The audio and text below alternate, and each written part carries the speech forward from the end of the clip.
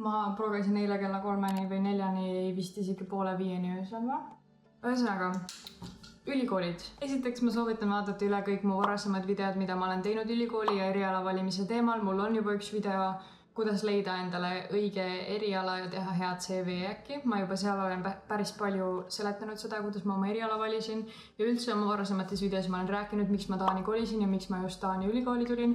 Kuidas valida eriala, kuna erialasid on nii mega palju. Olen ka seal eriala videos juba maininud, mis sind reaalselt huvitab, milles sa hea oled, milles sa tahaksid parem olla ja samuti, mis oleks ka võib-olla päriselt kuidagi tulu teeniv eriala, mida on vaja, võib-olla mis oleks eriala, mida absoluutselt igaüks ei õpi, sest et kui sul on mingisugune spetsiifilisem eriala, siis tulevikus on sul palju lihtsam tööle saada, kuna selliste oskustega inimesi on vähem. Näiteks ma soovitan valida natuke unikaalsemaid erialasid, võib-olla midagi, mis on rohkem tulevikku suunatud, kui sellised asjad sind huvitavad, mis on võib-olla natuke innovaatilisemad ja uuemad erialad, sest et paljud erialad on sellised, mis ei pruugi tulevikus enam üldse vajalikud olla, et ma soovitan sellele mõelda. Kuidas valida eriala kõikide suurte ülikoolide ja ma ei tea, kogu maailma ülikoolide seast on siuke lehekülg olemas nagu Bachelor Portal. Ma olen 3 tundi maganud. Bachelor Portal kogub kokku kõik erinevad erialad, mis erinevad ülikoolid pakuvad. Sa saad valida näiteks, kuhu riiki sa tahad õppima minna või mida sa tahad õppima minna, et mis riikides neid asub.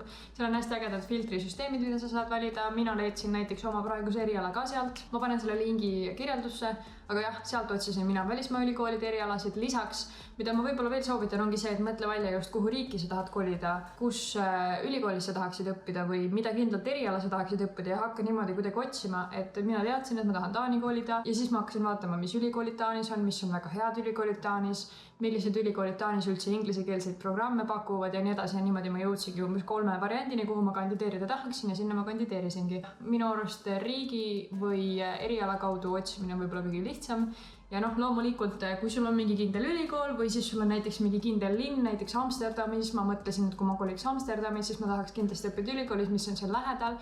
Ehk siis ma vaatasin kõik Amsterdami University kodulehed läbi ja mis programme nemad pakuvad. Ma vaatasin ka Utrechti ülikoole läbi ja täpselt samamoodi Taanis ma vaatasin kõik CBS erialad läbi, ehk siis ärikooli erialad, ma vaatasin kõik GEA erialad läbi, mida ma praegu õpin. Kõik Aarhussi erialad vaatasin läbi, kuna need on ka mõned Kopenhaagenis. Soovitan lihtsalt hakata niimoodi minema ja siis see natuke võtab küll aega, aga nende ülikoolide kodulehel on ülihea info selle kohta ja tavaliselt neil on ka mingisugused study guide'id või kuidagi suunamised, et mis eriala võiks sulle huvi pakkuda ja ma soovitan vaadata ka seda, et mis protsentuaalselt, et mida see eriala sisaldab, et näiteks rahvusvaheline äripoliitika, ma lähen õppima ka reaalselt majandust. Seal on ka kõrgem matemaatika ja majandusmatemaatika, ehk siis ma pean süükseks asjaks ka valmis olema, ma pean reaalselt oskama sellist asja õppida.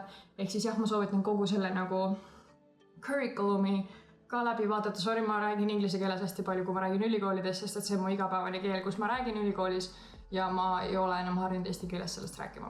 Ja muidugi mõtle ka selle peale, et mis riigis elamine on reaalselt sinu jaoks realistlik, mille jaoks sul reaalselt raha on. Londonis õppimine praegu on juba vist väga keeruline, ma ei ole päris kursis. Mõtle sellele ka, kui uued need ülikoolid on, kuhu sa kandideerid, et kui innovaatilised nende erinevad süsteemid on. Mõned ülikoolid, suured ülikoolid ja vanad ülikoolid on väga corporate ülesehitusega, kus on väga keeruline üldse näiteks, et kui sul on mingisugune probleem, siis selleks, et jõuda mingisugusesse nagu kõrgemasse astmesse, kus sa saaksid oma probleemist rääkida, on päris keeruline, et see on just hierarhiline.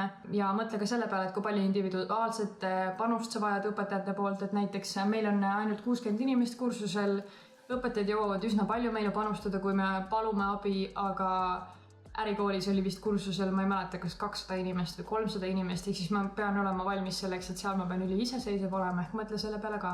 Järgmine küsimus, mitmesse kohta reaalselt kandideerima peaks?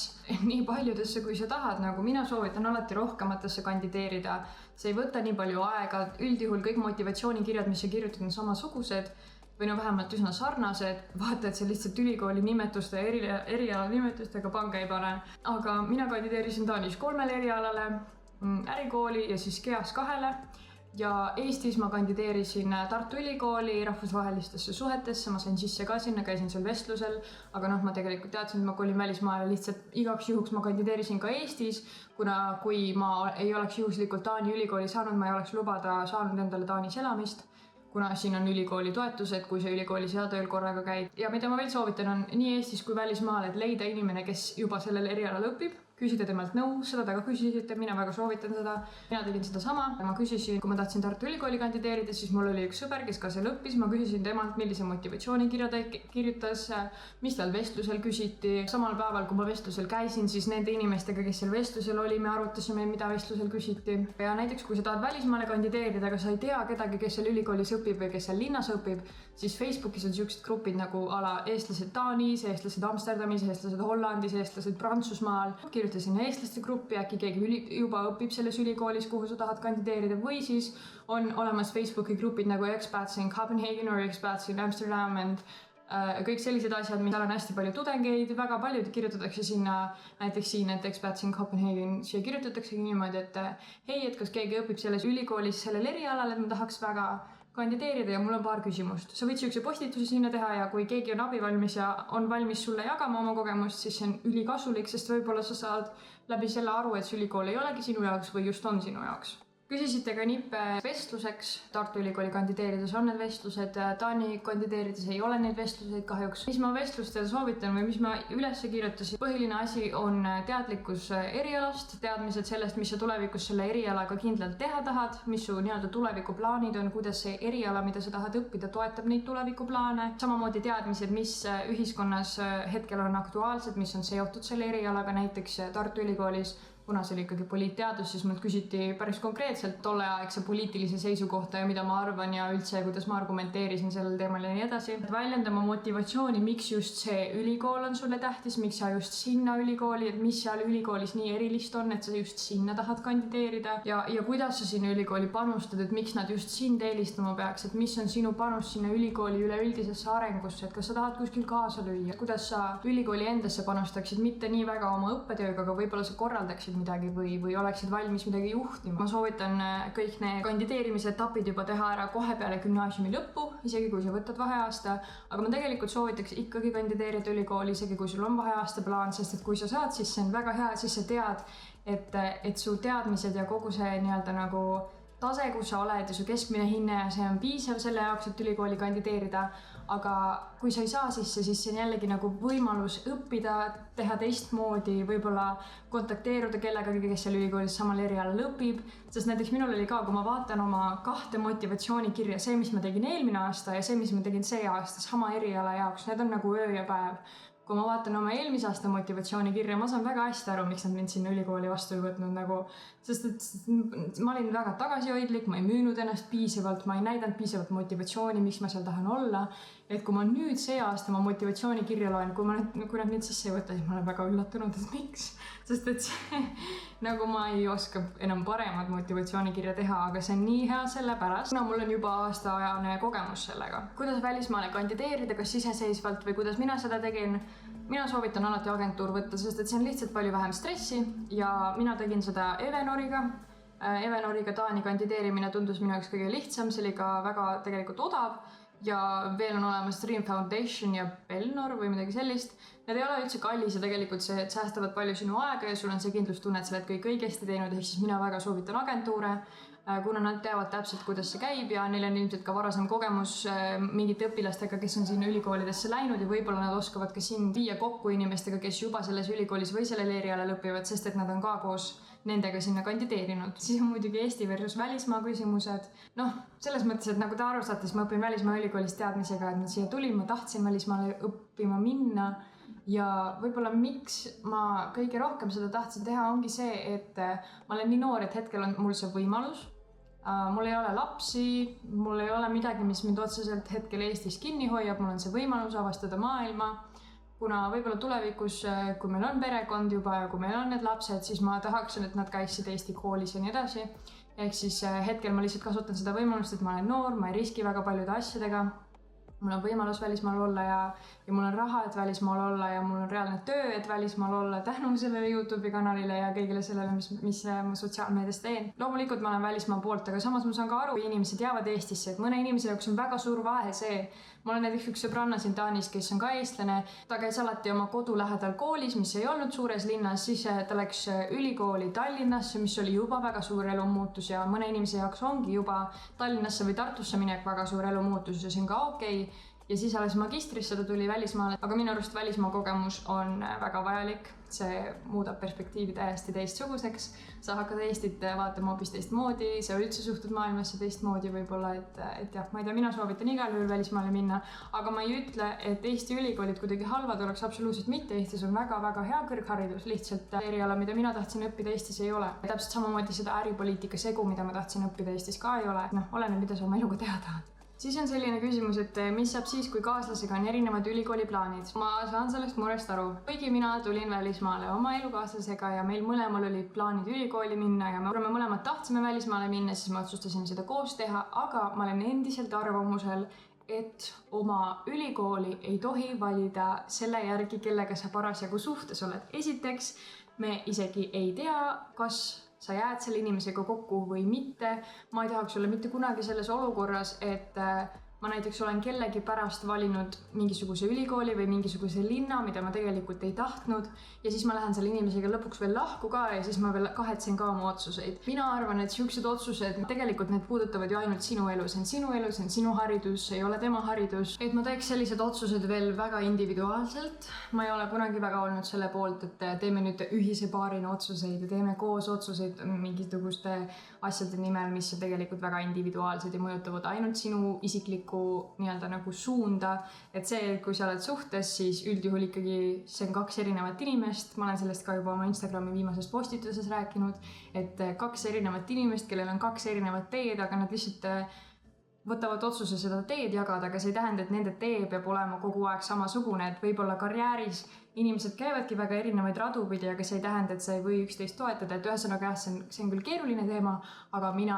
võtaks seda väga isiklikul tasandil, sellepärast et see on siiski sinu elu. Ma ei tahaks kahetseda mingisuguseid otsuseid, mida ma olen teinud ainult selle nimel, sest mul on olnud ajus mingisugune keemiline protsess. Läheneb, kui tõsine ka sinu suhe on, või kui te olete abielus, siis see on juba teine asi, aga jah, ühesõnaga see on kindlasti, ma arvan, mõttekoht ja mina ei laseks ennast sellelt väga morjendada ja ma arvan, et kui suhe on mõeldud püsima või kui see on nii-öelda määratud olema, siis on see ka võimalik niimoodi, et te käite erinevates ülikoolides, erinevates linnades ja üldsegi siuke Eestis, et üks elab Tartus ja teine Tallinnas probleem, see ei ole probleem, ma olen 1000 kilomeetri kaugusel, nagu see on hoopis teine asi ja ma saan ikka oma sõpradega ülihästi läbi, ma ikka helistan nendega kogu aeg ja räägin nendega kogu aeg, et see ei ole tegelikult takistus. Siis on hästi palju küsimusi keskmise hinde, GPA ja kõige selle kohta, et kumb neist rohkem loeb ja mille alusel GPA arvutatakse ja kas eksamid on tähtsad. See oleneb su ülikoolist ja see on kõik kirjas admission requirementides, kui sa välismaale kandideerid või siis sisseastumisnõuetes Eesti kuskil ülikooli kodulehtedel on ka see kindlasti kirjas, et seal on need kriteeriumid olemas, mille alusel nad hindavad. Ma võin öelda, et Taani puhul on näiteks GPA arvutatakse koos sinu õnnistuse hinded pluss su eksami hinded ja sellest tehakse ühine GPA. Sul peavad olema nii tavahinded kui ka eksami tulemused väga head, et sa saaksid kuhugi keerulisemale erialale sisse. Ma tean, et Hollandis mul sõpradel, kui nad kandideerisid, eksami tulemused üldse ei lugenud, vaid lugesid ainult hinded. Inglismaal oli üldse mingisugune predicted grades süsteem. Ma sellest ei tea, kui teie teate või kui teie õpite välismaal ülikoolis, siis oleks väga hea, kui te sellest räägite. Soovitan neid tingimusi kindlast ülikoolist uurida, kuna need on väga erinevad ja iga ülikool või siis riik otsustab ise, millised on nende admission requirement'id, ehk siis jah, nii eksamid kui hinded võiksid olla head, aga kui sul on kindel ülikool, kuhu sa tahad minna ja sa tead, et eksamid ei ole nii tähtsad, siis sa ju ei pea nii palju stressima. Väga hea punkt toodi selle kohta, et kui keegi juba kandideerib uuesti ja on varem ülikoolis õppinud, siis ma soovitaks üle vaadata kõik need nominaalaja tingimused, õppetingimused, mis langevad nendele inimestele, kes juba on varem, kas näiteks on juba vähemalt pool aega oma nominaalajast ülikoolis läbinud, et siis need piirangud on natuke erinevad nende inimeste jaoks ja siis ei saa enam vist tasuta õppida ja ühesõnaga kõik sellised asjad ma soovitan üle lugeda enne. Ka Eestis ei ole absoluutselt kõik õpivõimalused tasuta. Siis on küsimus, et kuidas majanduslikult hakkama saada, kui maksad üüri ja sul on auto ja nii edasi. Mina saan majanduslikult hakkama. Meil on 2000 eurone korter, õpin välismaal ja ma ei käi välismaal tööl. Ehk siis tegelikult on võimalik välja mõelda erinevaid viise, kuidas elada niimoodi, et sul on selle jaoks raha. Ma töötan endiselt Eestis. Ma lihtsalt väga palju erinevaid sissetulekuallikaid endale välja mõelnud. Ma olen ka väga palju säästnud ja raha kogunud selle nimel, et lihtsalt tuleb väga struktureeritult teha oma finantse. Tuleb väga läbi mõelda, et millised on su sissetulekud, kuidas sa säästad raha, kuidas sa kõrvale paned, kuidas sa oma kuu eelarveid teed. ma soovitan lihtsalt seda üldse väga-väga palju ja kuidas sa saaksid näiteks kokku hoida. Ja Eestis ka ülikooli ajal, eks tegelikult ülikooli kõrvalt tööl käimine on küll võimalik ja erinevaid töökohti on olemas, et ei ole ainult õpilase jaoks see, et sa oled kuskil teenindajana, mis on füüsiliselt väga raske töö, on ka teisi töid, kus sa saaksid olla mõni abiline või tööl olev praktikant või mida iganes, et tegelikult variante on lihtsalt, algus võibki olla väga raske, aga kui sa endale mingisugused väga head süsteemid lood, välja mõtled, kuidas sa seda teed, siis see on võimalik. Mul läks ka natuke aega, et see süsteem välja mõelda, aga see töötab. Nüüd räägime motivatsioonikirjast. Kogu oma vanemate sõprade motivatsioonikirjad kokku, ükskõik kuhu erialale nad on kandideerinud, sa vähemalt saad aru, et kuidas nad on oma motivatsioonikirja üles ehitanud. Inimesed teevad seda erinevalt, aga siis sul on vähemalt väga palju näiteid. Kindlasti ma soovitan, kui sul on võimalus saada sama eriala motivatsioonikiri mõnelt tuttavalt. Näiteks inimeselt, kes õpib teises riigis, aga samal erialal, siis see motivatsioonikiri oleks väga abiks läbi lugeda. Kui sul on inimene, kes sellel samal erialal õpib samas ülikoolis, samas riigis, siis on muidugi eriti suur. Mida mina tegin see aasta, kuna ma eelmine aasta ei saanud ärikooli, nagu ma olen juba ülipalju rääkinud, siis sel aastal ma leidsin ühe tuttava taanlase, kes õpib täpselt samal erialal. Tema sai sinna sisse. Ta ise vist pakkus mulle, et tahad, et ma saadan sulle motivatsioonikirja ja nüüd ma lugesin selle läbi ja ma tegin oma motivatsioonikirja kardinaalselt ümber, sest ma sain aru, kuidas taanlased reaalselt motivatsioonikirja üles ehitavad. See on hoopis teistmoodi võib-olla, kui meile koolis on õpetatud. See peab olema nagu ebameeldivalt müüv. Nagu sul peab reaalselt olema nagu siuke awkward tunne, et mu inglise keel, eesti keel lihtsalt täitsa lõpp. Awkward tunne, ongi awkward olek, sa müüd ennast kuhugi maha, kõik on sellised ja see ongi niimoodi, eriti välismaal. Eestlased on üsna tagasihoidlikud endast head asja rääkima, aga välismaal see on ülitähtis, et su tahe peab olema lausa nagu tüütult läbi nähtav, et nad tõesti saavad aru, et okei, see inimene väga tahab tulla meie ülikooli, võtame ta siis sisse, aga samas viisakas siiski, mitte upsakas. See video läheb juba nii pikaks, aga samas on ilmselt teile tähtis, nii et ma lihtsalt teen selle nii pikalt kui vaja. Mida motivatsioonikirjas tavaliselt eeldatakse, miks sa tahad kandideerida, mida sa selle haridusega teed, mis omadused on sinus, et see eriala sulle sobiks ja miks see ülikool just on sinu jaoks sobiv. Kuidas sa kavatsed ülikooli üldisesse ellu panustada, mida sa eriliselt ootad õppida, näiteks too näiteid kindlate kursuste kohta, et miks sa just neid kindlaid kursuseid tahad õppida. Näiteks sul on juba teada, mis õppeained sa saaksid selle programmi raames võtta, siis sa saad oma motivatsioonikirjas tuua näite, et miks sa just neid asju tahad õppida. Ma räägin, see on inglise keeles, ma ei hakka seda tõlkima, aga During my time accelerating the startup, I also discovered my passion for the sustainability challenges during both economic recession and growth, which has further fueled my motivation and ambition to study international business and politics and take part in courses such as comparative political economy. Ma toon põhjenduse, kuidas minu varasem kogemus toetab seda, et õppida ülikoolis ja just sellel kindlal kursusel, mis mulle huvi pakub. Näiteks täpselt samamoodi. I was responsible for analyzing the financial growth and handing in business reports to our investors. This is why I find IBP business courses such as financial accounting and reporting important fundamentals for my studies. Kuidas kindel kursus sellel erialal võiks toetada minu varasemaid teadmisi, miks ma olen sellest just huvitatud. Mida ma veel tooks välja võib-olla on üleüldiselt siuke väga tugev intelligentne keelekasutus, see on üli tähtis. Googled erinevaid sünonüüme, väljendeid, kasuta hästi ametlikku keelt, ära tee mingisuguseid lühendeid. Üldiselt see peab lihtsalt olema väga ametlik nii eesti keeles kui inglise keeles. To accelerate my transition from Estonia to Denmark and accumulate points experience towards my CBS application.